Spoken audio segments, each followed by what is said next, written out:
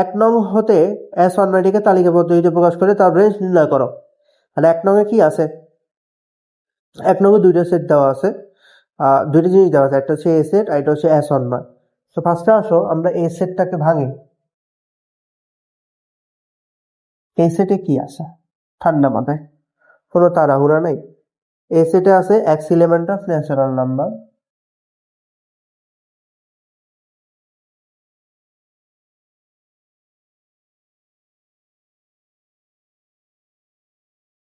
ওকে।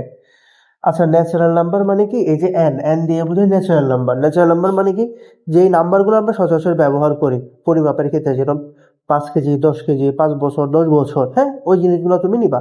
এখানে তোমার ঋণাত্মক নেওয়ার দরকার নাই, মানে মাইনাস কোনো সংখ্যা নিবা, শুধু প্লাস নিবা। তোমাকে এখানে কন্ডিশন দেওয়া আছে কি, এটা তো কোন পদ্ধতিতে আছে বলতো, এটা আছে আমার গঠন পদ্ধতিতে, আমাকে তালিকা পদ্ধতিতে প্রকাশ করতে হবে। তাহলে এখানে কন্ডিশন দেওয়া আছে, এখানে সংখ্যাগুলো 2 থেকে বড় হবে, 7 থেকে ছোট অথবা 7-এর সমান হবে। এই চিকন সাইজ যার দিকে সে ছোট, এই মোটা সাইজ যার দিকে সে বড়, আর নিচে দিলে সে সমান। ওকে, তাহলে 2 থেকে বড়, 7 থেকে ছোট অথবা 7-এর সমান সংখ্যাগুলো কি কি আছে, 3 আছে, 4 আছে, 5 আছে, 6 আছে, 7 আছে। 7 কেন নিলাম, কারণ 7-এর সমান বলছে। তাহলে এই সেটকে তালিকা পদ্ধতিতে প্রকাশ করার ডাক। এবার আসো S1 নয়তে কি বলা আছে, দেখো। এস, এস এ বলা আছে পি কিউ। এখানে বলছে পি এর মানগুলাও তুমি এ থেকে পাবা,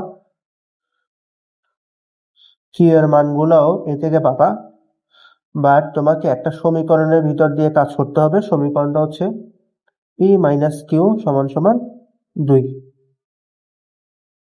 আচ্ছা, এই দুইটা নিচে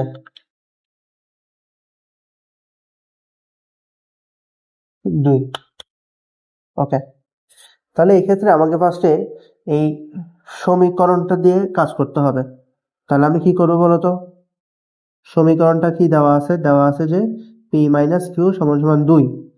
তো এই ধরনের যাই সমীকরণ থাকুক, তোমার কাজ হচ্ছে এখান থেকে বাম পাশে যে কোনো একটা পদকে রাখা, বাকি সবকে অন্য পাশে পাঠাই দেওয়া। তাহলে আমি এই পাশে যদি পি কে রাখি, তাহলে আমার থাকবে কি 2 মাইনাস কিউ, ওই পাশে গেলে প্লাস কিউ। ওকে, আমার সমীকরণ পাওয়া শেষ। এখন কি করতে হবে, দেখো এই এই সমীকরণটা একটু বুঝো তুমি। কিউ এর মান তুমি যা নিবা, তার সাথে 2 যোগ করলে পি এর মান পাচ্ছ। কিউ এর মান তুমি 2 নিলে, তার সাথে 2 যোগ করে পি এর মান পাবা কত, 4। Okay fine. তাহলে তোমাকে এখানে কাজটা কি করতে হবে, যে কিউ এর বিভিন্ন মানের জন্য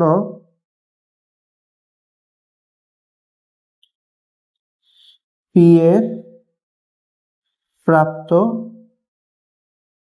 মানের সারণী। ওকে ফাইন, তাহলে সারণীটা আঁকো।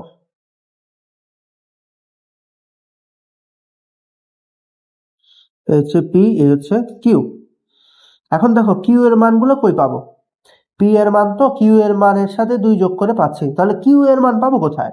এখানেই দেখো বলা আছে আমাকে যে কিউ এর মানগুলো আমি এ সেট থেকে পাবো। তাহলে এ সেটে যা আছে এগুলো আমি কিউ এর মানের জন্য আগে লিখে নিই। তাহলে কি কি আছে, 3, 4, 5, 6, 7, কিউ এর মানগুলো লিখে নিলাম। আর পি এর মানের জন্য কি করব, এই সমীকরণে আমি কিউ এর একটা মান বসাবো। তো কিউ এর মান যদি আমি 3 বসাই, কত হয়, 3 এর সাথে 2 যোগ করলে 5। কিউ এর মান যদি আমি 4 বসাই, তাহলে 4 এর সাথে 2 যোগ করলে 6। 5 বসাইলে 7, 6 বসাইলে 8, 6 বসাইলে, এই 2 বার লিখছি, আচ্ছা এটা 6 না, এটা 7, একটু একটু মিস্টেক হয়ে যায়, সমস্যা নেই, এটা 7। তাহলে এখানে যদি 7 বসাও, তাহলে পাবো কত, 9। আমার সারণী আঁকা শেষ। এরপর কাজ হচ্ছে কি, এখন এখানে এই দেখো, এটা প্রত্যেকে একটা একটা সম্পর্ক, এই যে এই পুরাটা একটা সম্পর্ক, মানে 5 আর 3 একটা সম্পর্ক, 6 আর 4 একটা সম্পর্ক, 7 আর 5 একটা সম্পর্ক। সম্পর্ক তো 2 জনও হয়, তুমি একলা একটা তো আর সম্পর্ক তৈরি করতে পারবে না, 2 জন লাগবে। আসো, এখন এদের সবাইকে কি তুমি নিয়ে ফেলবা, প্রত্যেকটা সম্পর্ককে নিবা না, এখানে কিছু আইন দেওয়া আছে। কি দেওয়া আছে, কিছু আইন দেওয়া আছে, যে সম্পর্ক খালি বিয়ে করার মাধ্যমে করতে পারবা, এছাড়া করতে পারবা না। তো তোমারে এই বি এর ব্যাপারে কি বলা আছে সেটা দেখতে হবে। বি এর ব্যাপারে বলা আছে যে পি এর মানগুলো এ থেকে হবে, কিউ এর মানগুলো এ থেকে হবে, ওই ধরনের সম্পর্কগুলোকেই তুমি নিবা, বাকিগুলো বাদ, ওগুলো সম্পর্ক হবে না। তাহলে দেখো এই সম্পর্কটায় কি কি আছে, যারা আমি সম্পর্কটা একটু এখানে লিখি, এস অন্যয়ে যে আমি সম্পর্কটা পাচ্ছি সেখানে কি কি আছে। ফার্স্টে দেখো 5 আর 3 পাইলাম আমি, বলছে না এ এর ভিতর থাকবে, তাহলে এ এর ভিতর দেখতে হবে আমাকে। 5 আর 3, 5ও আছে 3ও আছে, নাও 5 আর 3 দিয়ে ফেলবা তাহলে। ওকে, এরপর আছে 6 আর 4, 6 আর 4, 6ও আছে 4ও আছে, ওকে এই সম্পর্ক আমি নিব, 6 আর 4 নিব। ওকে, 7 আর 5, 7 5 আছে, এই সম্পর্ক আমি নিব। ওকে, নিলাম। 8 6, 6 ঠিকই আছে কিন্তু 8 কিন্তু নাই, তাহলে এই সম্পর্ক আমি নিব না।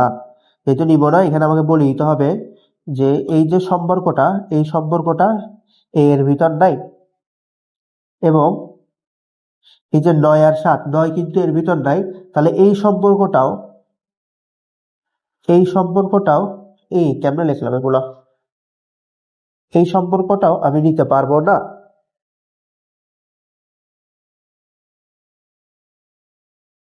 ওকে, তাহলে যেই যেই একটা সম্পর্কের ভিতর দুইজন থাকে, ওই দুইজনই আবার এই এ এর ভিতর থাকতে হবে, যদি না থাকে তাকে আমি নিতে পারবো না, বাদ বাকিগুলোকে আমি নিব।